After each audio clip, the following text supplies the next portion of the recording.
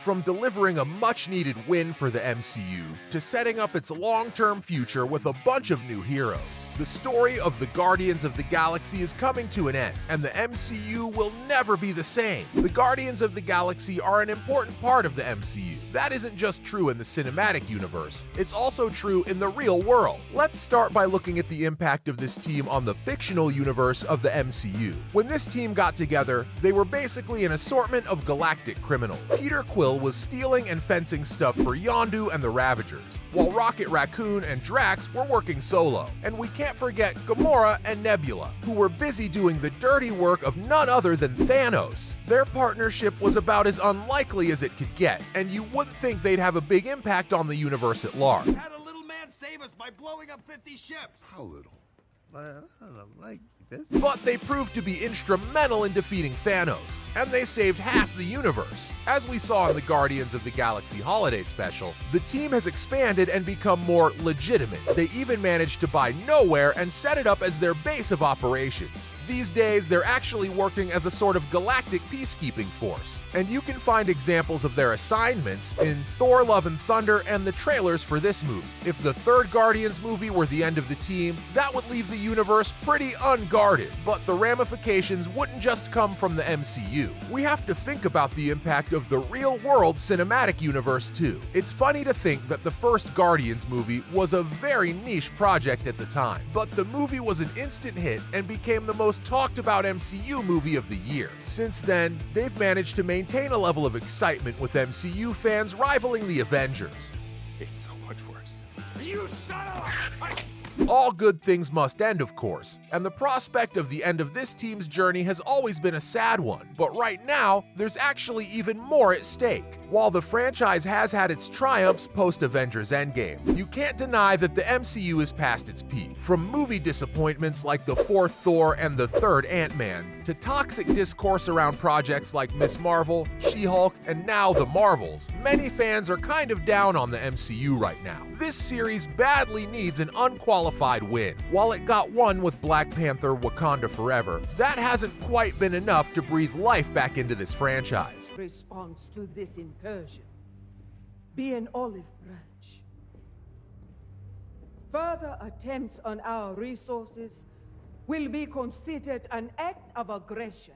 If this movie, out of all the movies, ends up being a disappointment, I genuinely think it would have a devastating impact on the MCU. But just being successful isn't going to be quite enough this time around. What Kevin Feige must be hoping is that Volume 3 can do what Volume 1 did, and breathe new life into the MCU overall. This is just one movie though. What could be next for the MCU in the long term? The answer to that question is going to depend on a few things. First off, the fate of the Guardians. Fans have talked about how the Guardians as an institution might go away, but that doesn't seem likely. Their importance to the galaxy has only just been established. I doubt that James Gunn would build them up that way and tear them down so quickly. However, the team will definitely look different by the time this movie is over.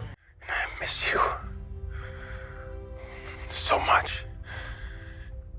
And maybe if you open yourself up to it,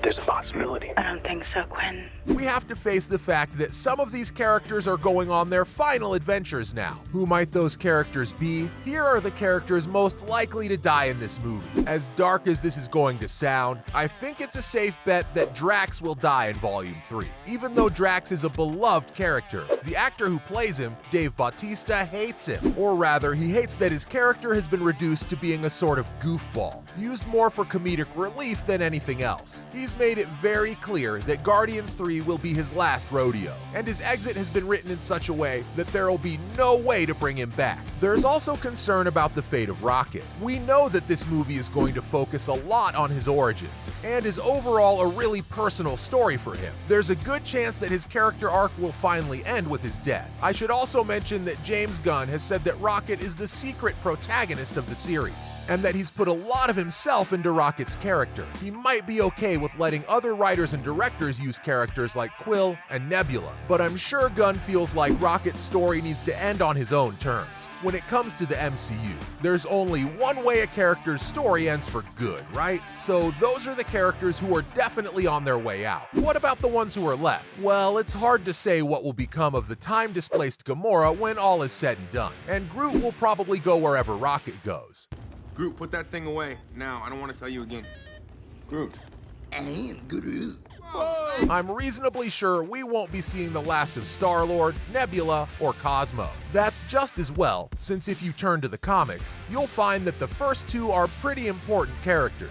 Nebula has been a key player in the Marvel cosmos since the Golden Age, and her role was technically downgraded in the Infinity Saga. Meanwhile, Star-Lord was elevated in the 2000s, becoming an integral part of Marvel's storylines at the time. If the MCU is ever going to adapt things like Annihilation or War of Kings, they're going to need these two. Come to think of it, they would have also needed Drax. But Bautista isn't interested in sticking around. It's possible that the two of them will take center stage as soon as Kang Dynasty and Secret Wars, setting them on their new path forward in the MCU. Besides the mainstay characters of this series, we're going to meet some new characters in Volume 3. One of them is going to be really important for the franchise going forward. When Gunn teased the introduction of Adam Warlock in the post-credits scene of Guardians Volume 2, Marvel Studios had big plans for him. Warlock has sort of been the arch nemesis of Thanos, like Spider-Man and the Green Goblin. It was only because Gunn was fired by Disney in 2018 that Warlock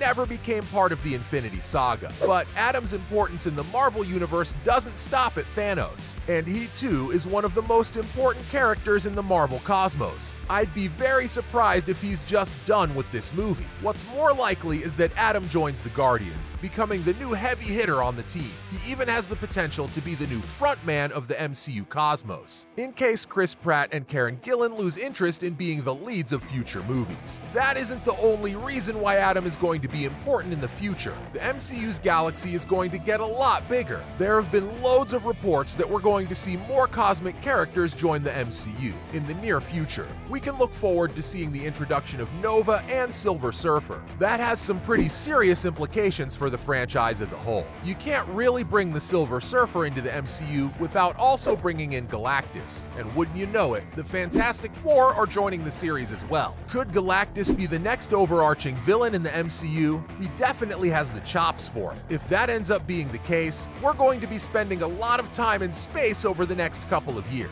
Marvel is going to lean on characters like Adam Warlock, who will be familiar to audiences, as a way to lead us into that saga of the MCU. I get that I'm making it sound like Guardians of the Galaxy Volume 3 is going to impact the very long-term future of this franchise, and why not, right? James Gunn deserves to have that kind of legacy or impact on the franchise. That's all I have for you today on how Guardians of the Galaxy Volume 3 could affect the MCU.